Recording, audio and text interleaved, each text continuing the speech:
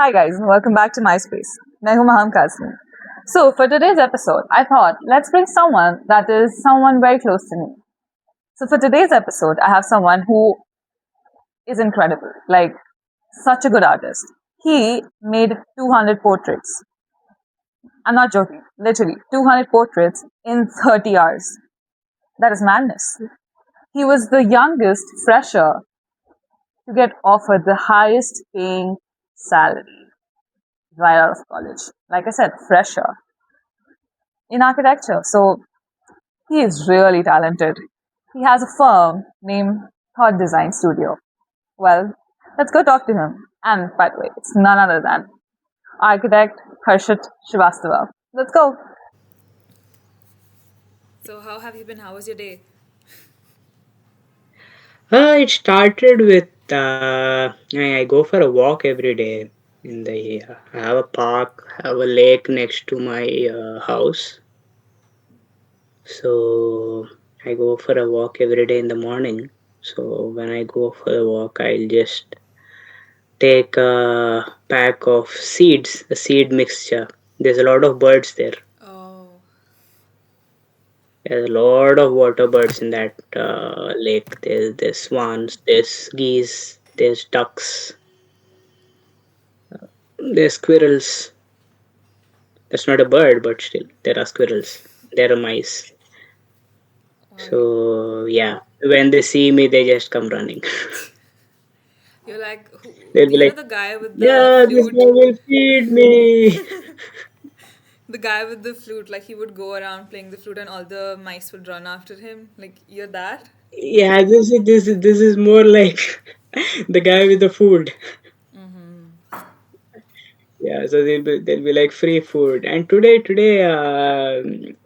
was actually different because we typically see adult birds, but I think today I saw a few gooselings. Yeah, gooselings. Oh, like tiny, They're so tiny. cute. They're so fluffy and they're like really cute fluff balls. They're about and they're green in color, surprisingly.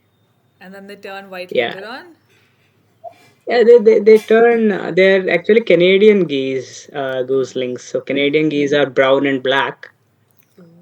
So these ones are green. I think I understood why because I saw them in their actual setting. So it's a natural landscape. So whichever word is there. So it's not like an artificial thing.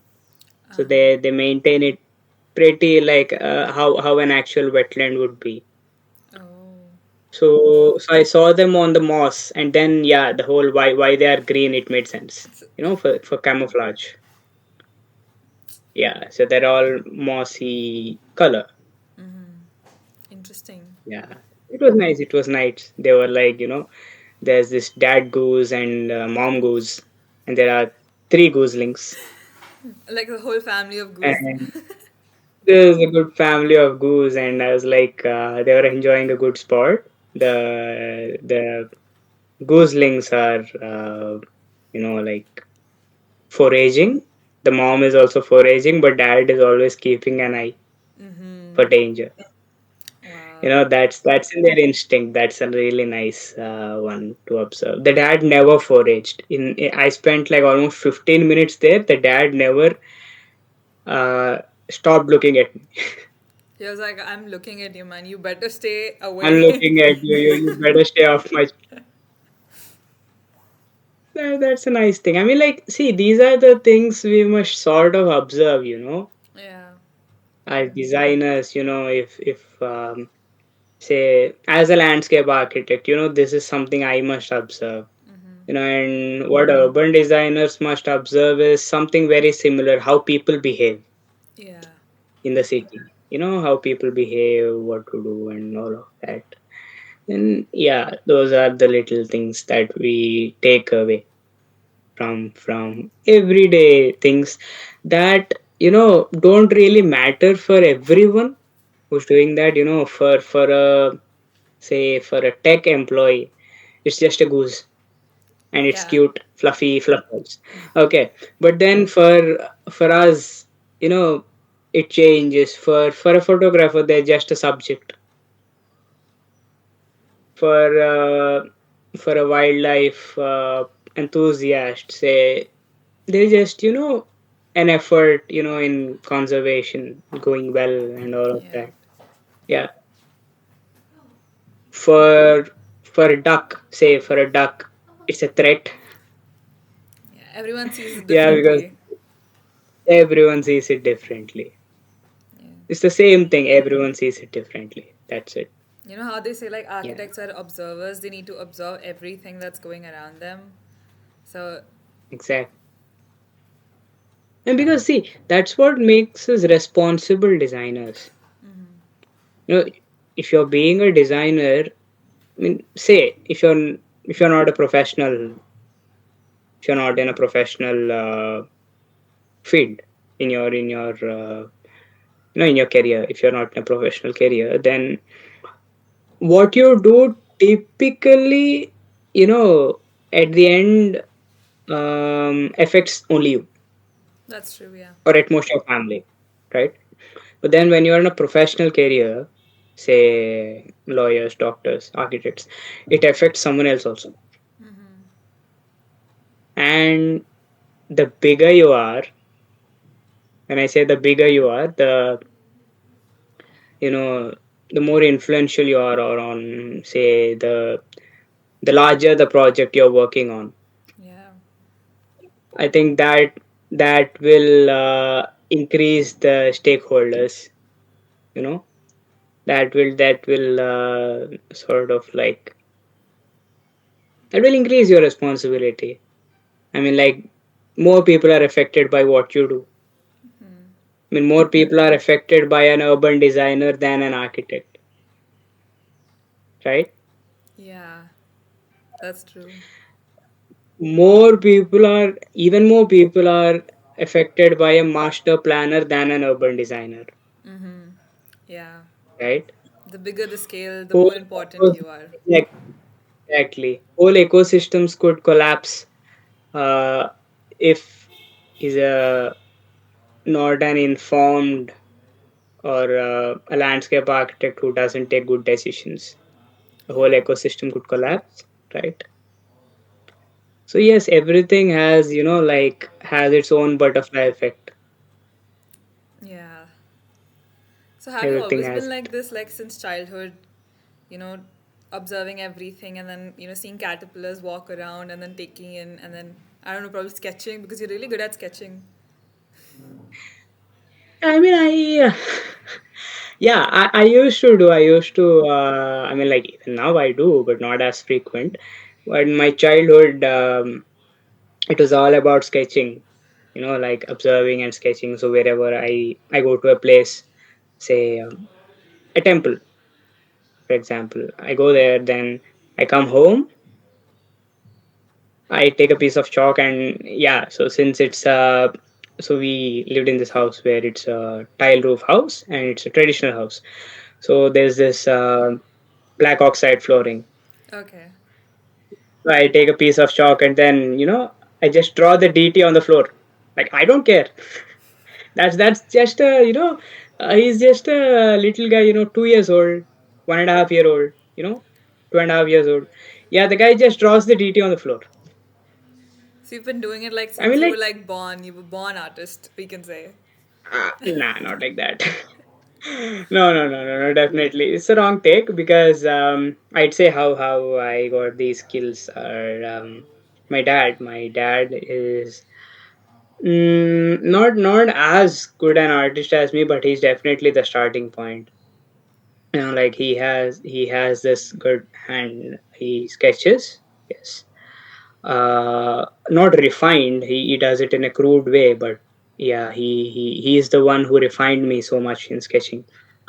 So he taught me, like, say for example, there's an apple. He didn't teach me, like, A for apple. No, he was like, it's the same thing. That's how I got used to the chalk and floor. So he used to take a chalk and he used to draw an apple on the floor, and he used to tell me, this is an apple. He used to draw a ball and tell me this is a ball. That way, so when someone asks me, I would draw them and show. Okay. You know, this is like, yeah. So I drew an apple and said, yeah, this is an apple. So for me, an actual apple is less of an apple than the sketch in my childhood. Okay. And now then you chose a Got that. profession according to that, like sketching and making people understand what Exactly. is in your mind. Exactly. That's That's this interesting. good habit where I just, sketch and just communicate to people.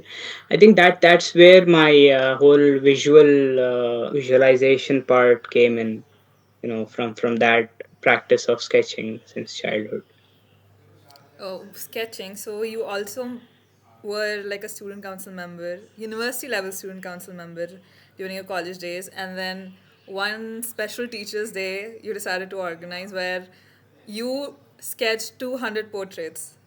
Like not even like random sketches. It was like 200 portraits of all the teachers, and you did it in like 30 hours. Yeah.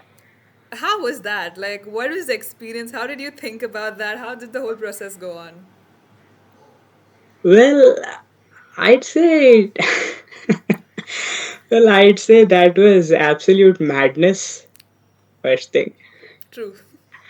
Um because that was like, I always wanted to do something grand, like as such in scale, because small things are definitely not my thing. It was always since my childhood, do something, do it big, don't do anything Go small. big or go home. Yes, exactly. Yeah, and you go big, you have that, uh, how to say that, I mean, like, say, when you go big, say for example, I did this feat. It's an absolute feat, like, Yeah, even director that time, the Father Anthony was the director then. So he was like, he thought, he assumed, when I pitched this idea to him in April of that year, and this teacher's day falls in September. So when I pitched him in April, like the first pitch I did after I got nominated as the university council member. This was the first pitch. I was like, I have a plan for Teachers Day, and I will start doing these, sketching these, and yeah. And he was like, yeah, yes, go for it. And he assumed, that not just me, but other students would also join, yeah, like and a group it would of be a group people. thing. Yeah, exactly. But then, after we gone there, and I was doing it. I was sitting like nights altogether, and a few nights, maybe, one good stretch was 9 hour stretch, that went like 72 sketches in 9 hours, but others were like bits and pieces here and there. So Wow, that yeah, is it actually happens. It madness. happens. Yeah, that's why I told it's madness. So yeah, that was a good feat. And then we were, like, we were typically SWO does it, but then that year, we as student council did it as it was supposed to happen. And so what happened was, all the teachers, they were um, so emotional that day. After looking at their own sketches, many of them got them as their DPs by the end of the day. And that was a good one. I mean, like, even they thought, for our department, Harshit did, and Yeah, for other departments, other students did. But at the end of the day, in the auditorium, they announced that, all sketches were done by Harshit himself. And that was a huge thing that surprise for happened at everyone. that time. That was a huge surprise for everyone. Wow, that's It's a actually good thing in my record. That's a good feat. it's like insane sitting for that long and just sketching people's faces. That's actually like pure talent and madness both together. And I think that's something that people will always keep with themselves and like hold and like have a memory and know that oh Harshit gave me this. So like I mean, because that is something, that has never been done before in yeah. the uni, and that cannot even be replicated once it's done. Yeah, So that's something like a once in a lifetime thing. that's very And true. of course, I one thing that I take from the culture so much is that to respect your teachers. So I mean, like this is for all the effort and all they could make out of us. I think this is the least I could do, honestly. Yeah. How was your college life? Because like architecture is a course where you have to sit for like long hours, sleepless nights, making your portfolios, end submissions, almost touching the deadlines and submitting. How was your thing? You sit for 9 hours to make 72 portraits. So how was your academics like? Well, academic was like, I pretty much enjoyed it. Like I know a lot of architecture students won't say this, majority of them. But all I did was enjoy architecture, like the whole process in 5 years or the other 2 years in my masters.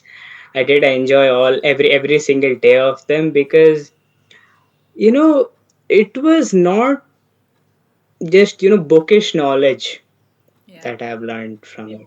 You know, it's more of like practical. It was very practical. Whatever I learned, we built walls. The wall fell down. It stood barely for 7 minutes and it fell down.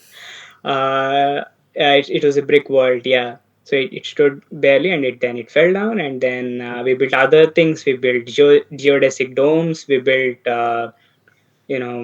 bridges, bamboo bridges. You probably knew about these. Yeah, we've also They done were, all they of were that. probably referring to about this.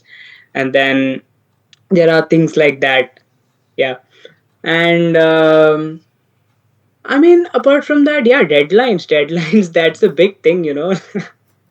So deadlines is always a big thing, but one thing that really helped me a lot is the sketching part. I already had the hand of it. So until even in sixth semester, we were still doing hand drafting. AutoCAD entered pretty much in later semesters for us. I mean, we knew AutoCAD, we were taught AutoCAD, but then it was all handmade most of the time. Even when AutoCAD came in, still I preferred hand for some things. Same here. I Like mean, when you do with hand, it's like a different flow you go in. exactly. I mean, like, see, your brain and your hand has this good connection, right? Which doesn't happen when your hand is doing with the mouse. Yeah. It doesn't really happen that way. The lines are very rigid. There's no flow to it. But then your hand replicates what's happening in your brain. When you do that with sketching, it just comes up there. Yeah. And it actually shows if there are any flaws in your thinking process. Yeah. The digital part doesn't do it. Yeah. And yeah, coming back to the deadlines, I think I did manage to managed to do it in my deadlines. I barely crossed a deadline. No, I haven't. I'm not famous for that. No. So you're the one who Yeah, I submitted did like it. on time or like before the deadlines. Yeah, it was pretty much on time, all of it. Wow. Yeah. So now tell me about what happened right after you graduated and your job. What was that? Like give us like some insight. How did that happen? I'm very curious to know. Well, I mean, like, it's not like I graduated and then started working. It has always been, multitasking has always been my thing. Yeah. So, I've been an artist, and then I was going on with my academics since childhood, whatever academics be that.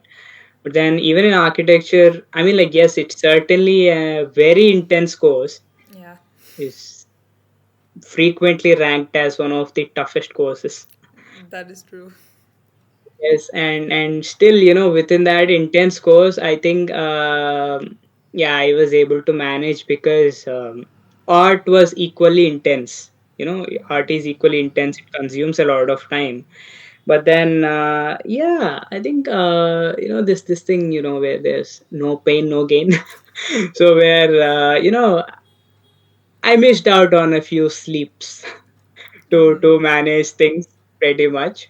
And coming back to your question, the graduation and after that, I started my practice, my freelance practice in my third year, while I was in my third year BIAC, in October, pretty much October 2019, or Wow.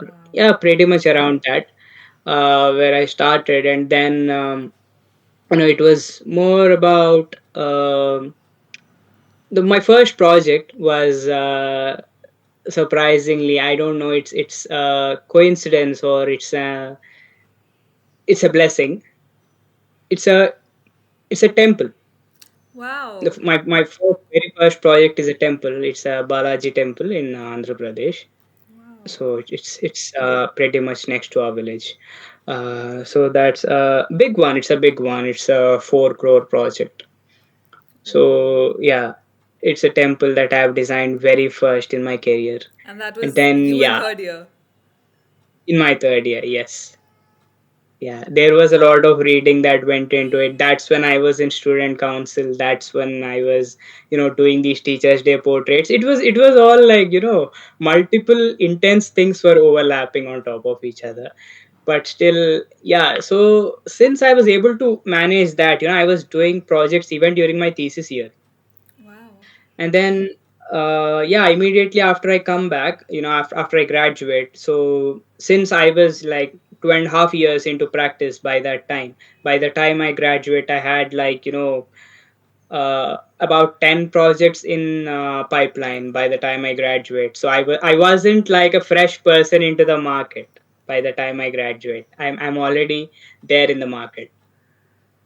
I think that helped me a lot to actually be seen as a not a new person in the market. Yeah, and yeah, pretty much in that process. So when yeah, I've been introduced to one of these real estate people, real estate office, in Hyderabad, called Ankura Homes.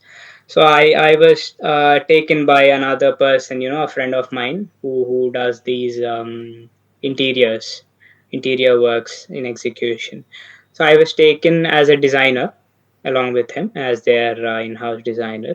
And then so when they asked me to look at their projects and all of that, and I certainly gave a review which is about their projects. I thought there could be a few improvements here and there, and they were like, by the evening they were like, maybe you should consider being a part of our firm. You should be probably the first architect in our team, and yeah, we'll give you all you need, and we need you, sort of thing like that. We Wow. need people who criticize and give those good comments. And I thought that was a pretty interesting deal. But then by that time I had already started applying for these foreign universities for masters and everything. Then it was a pretty difficult choice to like, I know I would quit in very less time. Yeah. But then I still took it up because I didn't want to say no to such a good offer. First thing. And I mean, like, they were pretty much like, not directly that, but then it was like, it was an offer pretty much in the lines of name your package sort of offer. And you were just So like I straight out of college, like right yeah, fresher. yeah, and I was like, fine. I thought, I gave something. I was honest. I'll be honest. I set out something which no one would be ready to pay. Okay. Because see. When they offered me, I was pretty much reluctant because I know I'll quit so soon, Yeah. right? So and that would probably be a diversion from my career planning, right?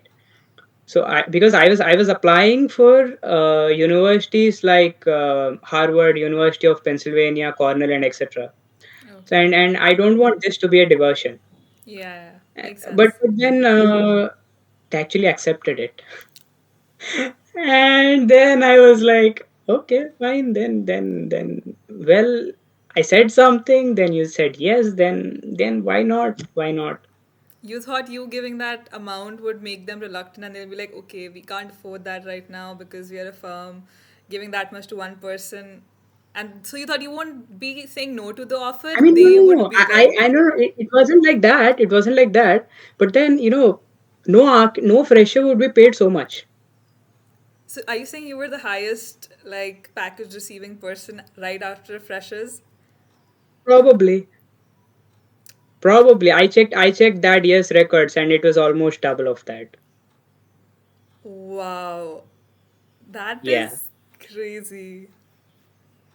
You had 10 projects in, you were offered like you could say the best role for a person who Hmm. just graduated.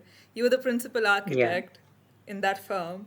And then you decided that you don't want to continue this and then you want to go for your masters and then you did it from University of Edinburgh. Yeah. How did that come into play? Like, how did you decide that, okay, I don't want to do this, instead I want to continue my studies, and then while you also had a firm for yourself?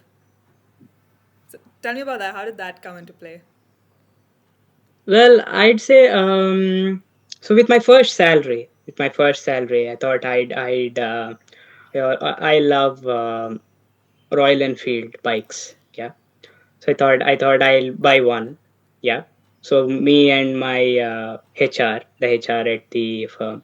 So we got pretty close, and both of us went to the showroom one day, and we thought we didn't pay the advance. Okay, Okay. we tested the bike, everything. I thought this is good. I chose the color, everything that was fine. Talks went good, and then I came home. I got an offer letter from Cornell. That was first month. Oh, the first month of you working there. Yeah, yeah, Wow. yeah. I got an offer letter from Cornell. Okay, and then I was like, okay, maybe let's drop the bike. Yeah, and then in the next month, I got offer letters from two other unis, University of Pennsylvania and then University of Edinburgh as well.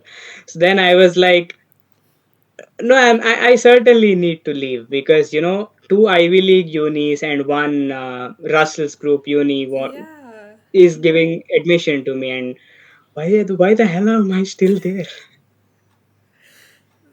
That is like I mean, like, yeah, insane. that is how it went, and yeah, so that's the reason, and pretty much see the more honest reason why I'd say is, I mean, like, who would leave that amount of earning and go just to get into 2 more years of architecture again, landscape or whatever. Yeah. Still, it's 2 more years of design course. I know that's gonna be pretty intense again, right? And who would choose to do that? But then I did, because see, first thing is, what am I learning? What am I learning, right? And I know I always wanted to be an independent, independent of being an employee. I never wanted to be an employee anywhere. I mean, like, pretty much, that's never been my thing, because I um because you don't really have a lot of freedom to make your own choices. Yeah. You're right.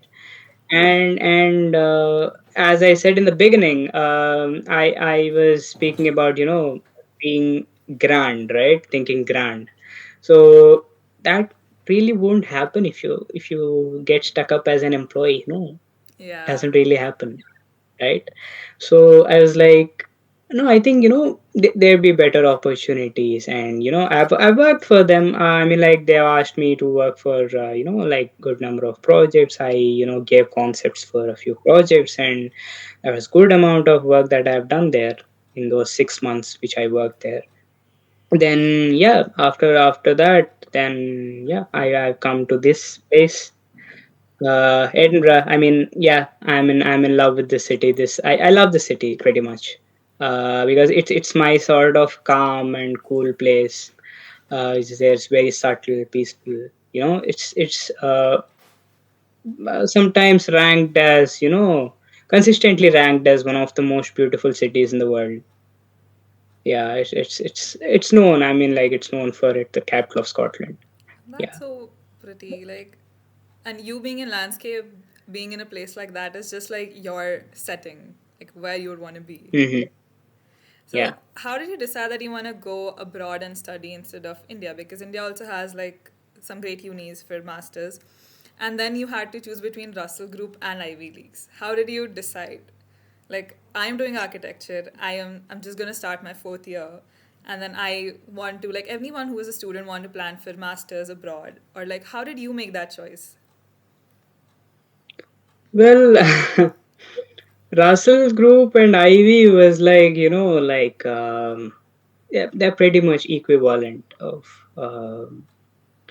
in one in the Europe and one in US. So I was like, which had more history. Makes sense. And then University of Edinburgh is like about 400 years old, and many prestigious universities have even been begun by people from this uni.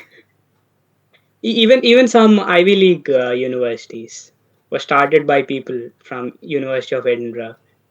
So I mean, what else? What else? Like we say, Charles Darwin. He's our alumni, Wow. and yeah, there's some good names. Arthur Conan Doyle, and there's really good names out here in our uni. So who are those people are all are like pretty much studied in the place where I did my masters today. And I think that's the sort of I mean, those are the people whom I really got connected since my childhood. Darwin, and these authors, J.K. Rowling and Yeah. all of them. I've really got connected with these sort of people, reading their theories or say their novels or things like that, or movies inspired by their novels. And yeah, I then made this choice, and it's not just that. I mean, the US was never my thing. It's always been Europe for me, because of its I would say its classy lifestyle. The US is pretty much haphazard than what we see in Europe. So I think I preferred Europe over US in the whole scene. Yeah. How so like getting into Ivy Leagues and Russell Group is like a huge deal. How did you make your portfolio? Like any like what should we put in our portfolios? Like that's like the question every architecture student has. What to put in the portfolio, how to make your portfolio so it stands out. Well, you have the answer in the question. It should stand out. Yeah. It should stand out. I mean, like, what else do you expect me to answer? I mean, like, it's a $1 million question among architecture students. Yeah, it is. I know that. I know that. I mean, like, we have always been there at some point or the other. I mean, like, every time I go to update my portfolio, I will always be like, should I continue in this format, or should I start something altogether? Like, it's always there, but then it depends. I mean, like, it depends totally upon you. But then I mean, even I myself am an architect, and I myself am looking for people to hire, if there is good talent out there. So I'm always looking for people. So what we do is, we don't have a lot of time. Why should your work interest me? That's typically the attitude of many architects, right? So why should your work interest me? What's so special about you, right? I mean, like, have you done something significant? Or if you haven't done something significant, of course, because if you have done something significant, why would you still be in a job hunt, right? Yeah. You're on your own. So if you haven't done something significant, I mean, like, compared to what architects do in the market, so why should we hire you, right? Because then you at least portray something in such a way that it matters, right? The little details or the sections or plans, you show your best out there, right? My portfolio is almost handmade.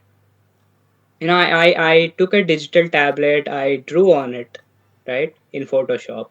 I drew every little things, mostly it was all sections, and consistency is really important in your portfolio, right? It should be very consistent.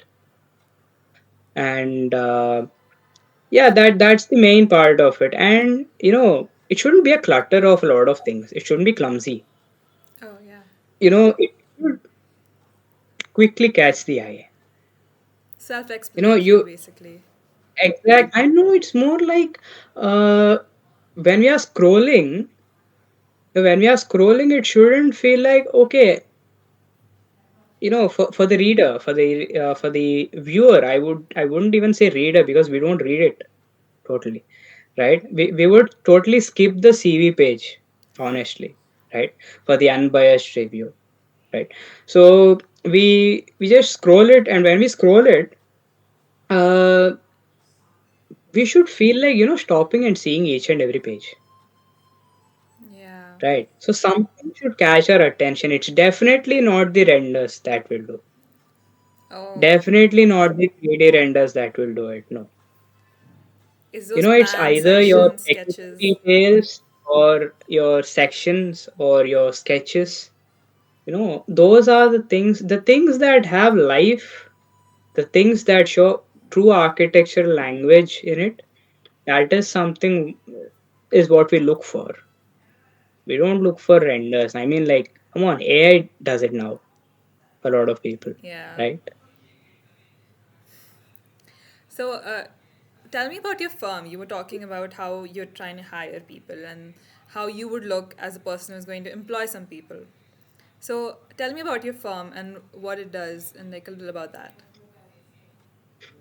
So my firm is called Thought Design Studio.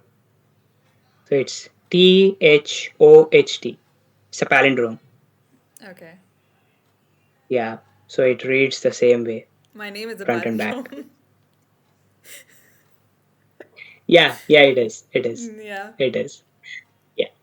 So this idea came from the word thought. It's a pretty old word for thought. This, like, an old English word for thought. Oh. Yeah, yeah. So that's, I mean, like, where do all these designs emerge from? It's from thought, right? Yeah. That's the reason I named it thought.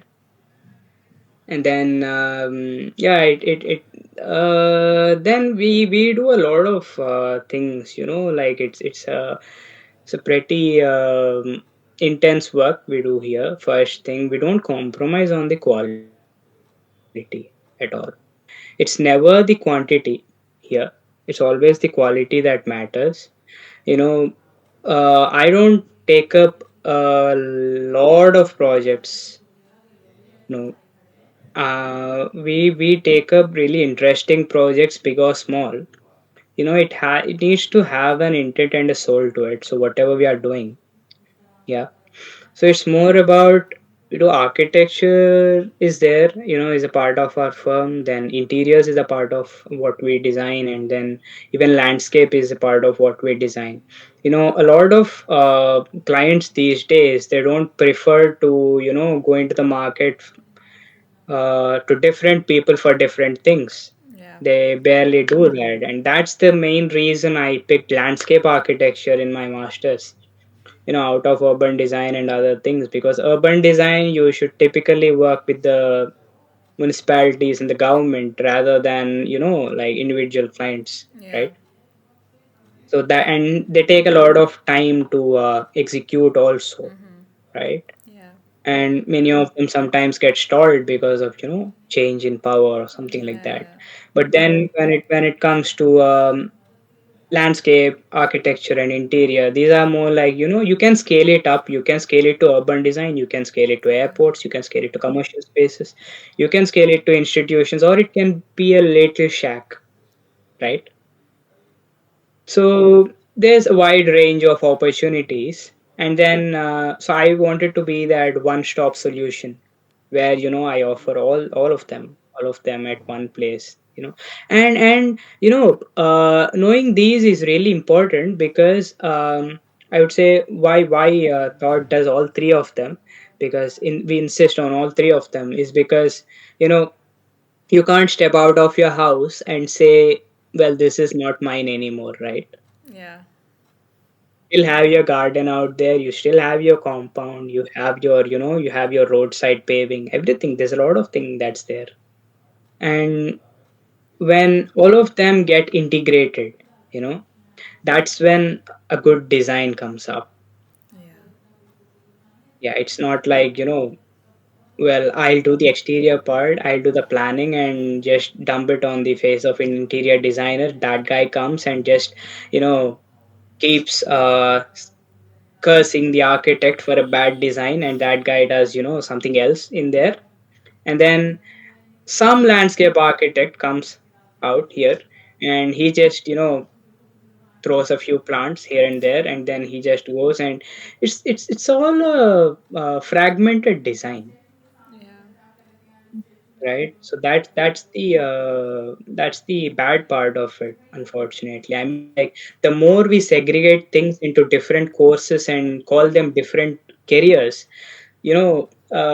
that's when I think a lot of issues started coming up in design, It's like right? all disintegrating into So something else. exactly, exactly. I don't think that's a good practice altogether. And I'm not saying that, everyone should do all these things. But then what I would suggest is, at least, have bare minimum knowledge of these things, so that, the one who comes in to design will understand your intent from what you have done in your part, right? Yeah. So as an architect, if you give some good slit windows, then the interior designer would be happy about it, to work in such a well crafted space, Yeah. right?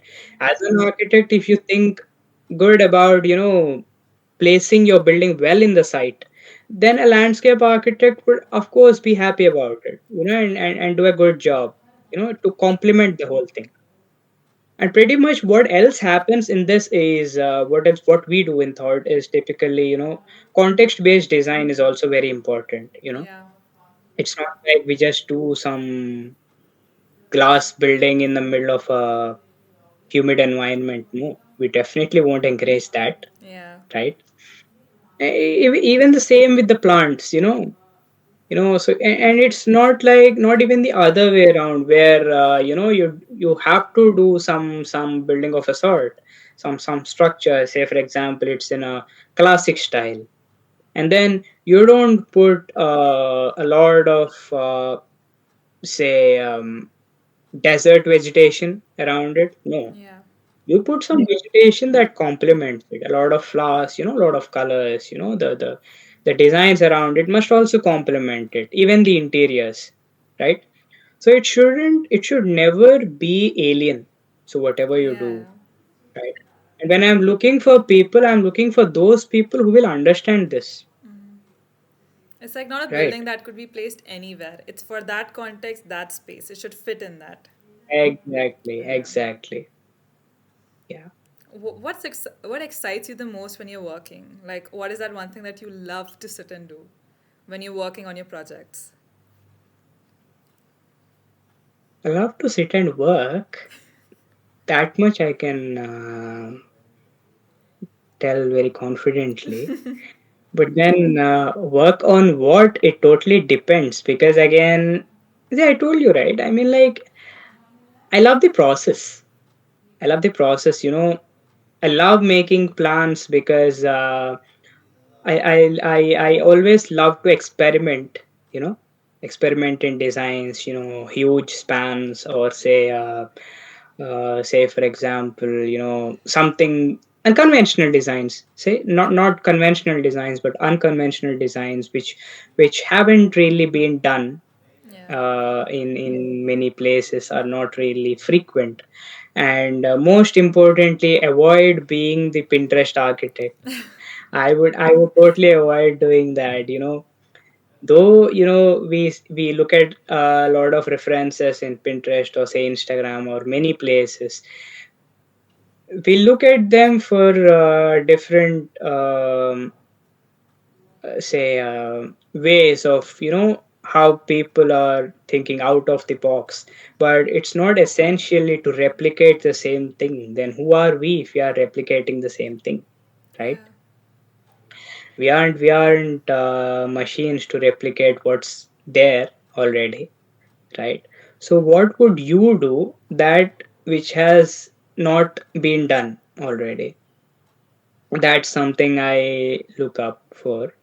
And yeah, so what I love in working is I love the rendering part, to be honest. I said that doesn't matter so much, but I Yeah. love the rendering part so much, the modeling and rendering, because uh, I would say that is where you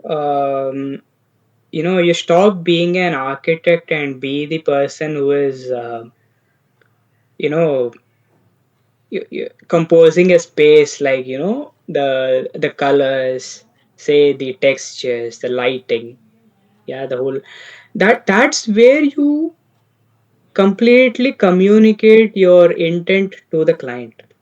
Yeah. They don't understand plans so much, they don't understand sections. Sometimes absolutely no, they don't understand at all, right? Even many workers inside don't really understand sections, Yeah. unfortunately. And then you don't really show SketchUp models to them also. You should show renders, and when you show renders, you should uh, when I do renders, I go like all the way in, the props, I go to such amount of detailing. I go with the props. Sometimes I make the props also. And because when you show a render, the client should understand what amount of vision you have for them, for that house, when you made the plan. And then it should be consistent all throughout the Yeah. residence, or whatever space that is. Yeah. And the client should feel like, oh yes, this is the home I want to live in, and I need to maintain the home, the space, in this way, by putting, by always choosing these sort of colors, in things that can keep changing, like sometimes upholstery changes, curtains change, bed sheets change, all of them keep changing. But then they should still prefer to keep it as good as what's suggested in the render, right?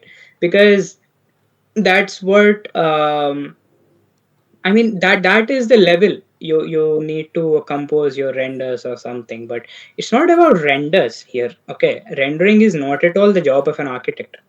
But then why I do it is, you know I love it, because that's how you are able to make the world visualize what you visualized, Yeah.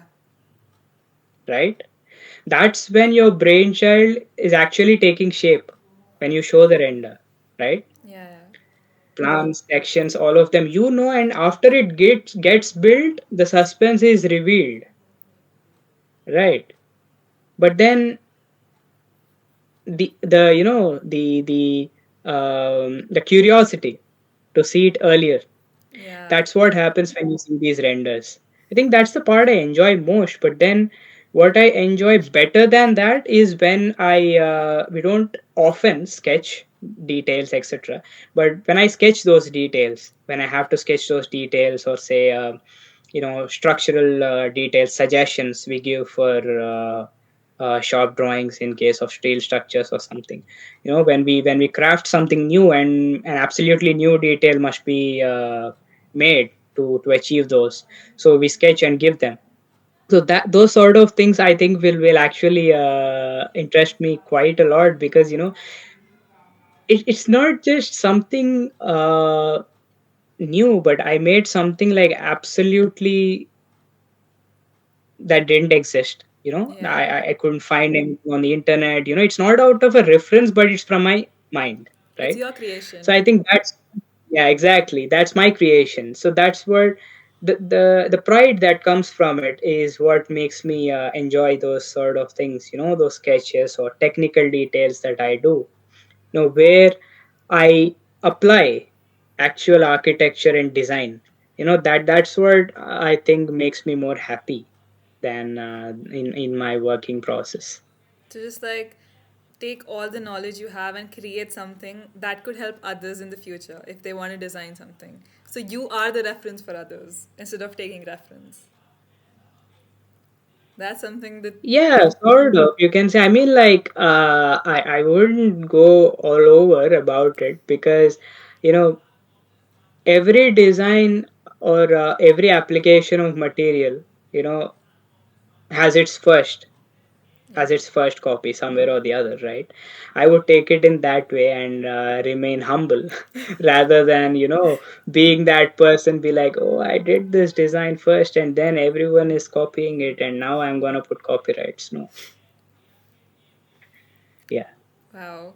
So, like, coming to the end of this, like, as a student and as your junior, I would like to ask you, like, me, like, after 2 years, I'll be graduating and going into the actual field of architecture and working and finding jobs or going for masters.